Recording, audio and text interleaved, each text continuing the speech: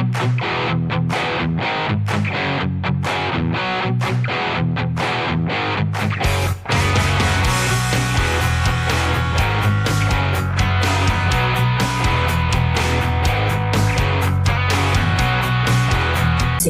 actively doon sa mga hearings, ay madali na sa kanilang mag-desisyon. At saka marami naman kami mga kasamahan din na naririnig namin ng support sa impeachment.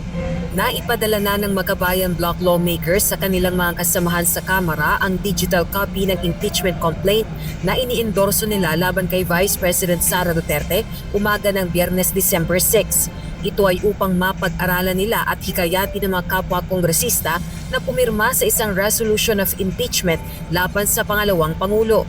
Isang round lang ang binanggit ng mga ito sa reklamong nagnanais mapaalis sa pwesto si VP Duterte. Ito ay ang betrayal of public trust o pagtataksil sa tiwala ng sambayanan dahil sa umunoy labis na pag-abuso sa kapangyarihan sa paggastos ng mahigit 600 milyong pisong halaga ng confidential funds ng Office of the Vice President at Department of Education. Ayon sa Makabayan Bloc, sa lalong madaling panahon ay target nilang makalap ang kinakailangang lagda mula sa kanilang mga kapwa kongresista. Katumbas ito ng 106 o higit sa 1/3 ng kasalukuyang bilang ng mga miyembro ng Kamara na 307. Wala pang lumalagda sa resolution of impeachment nila, subalit may mga nagpaabot na umano ng suporta. Naniniwala ang mga kongresista, ito ang pinakamabilis na paraan upang maiakyat ang impeachment complaint sa Senado na siyang magsisilbing impeachment court.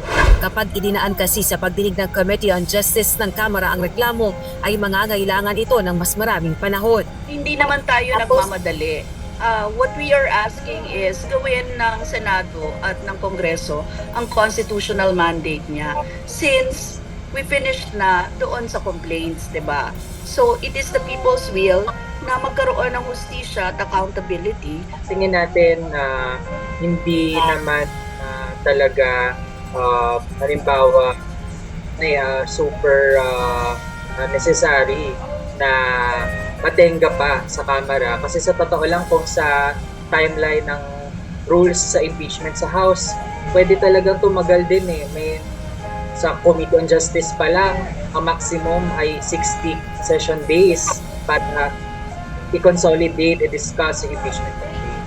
Ang ilang miyembro ng majority bloc sa Kamara pag-aaralan pa ang inihaing impeachment complaint ng Makabayan Bloc laban kay VP Duterte. I have to look at the articles of impeachment una, no? Kasi una, yung sa Akbayan ay hindi ko pa rin nakita.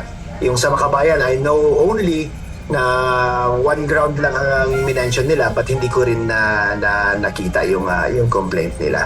Naniniwala mga kongresista na magiging habon ang pag-usad ng proseso ng impeachment kung hindi ito i-endorso ng 1/3 ng mga miyembro ng Kamara. Si Batangas 2nd District Representative Jervil Luistro naman may legal question kung pwede bang dinggin ang impeachment complaint sa Senado kahit pagkatapos ng 2025 midterm elections. The legal question is, pwede ba na kapag nag-refer ang Congress ng impeachment complaint tapos nagkaroon ng 2025 election, will the Senate still be in its legal position to continue with the impeachment trial?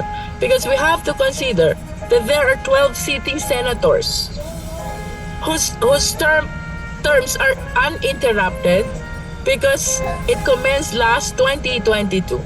Sakaling maiakyat ang impeachment complaint sa Senado at maging usapin ang legal question na ito, ang Korte Suprema anya ang dapat magresolba nito.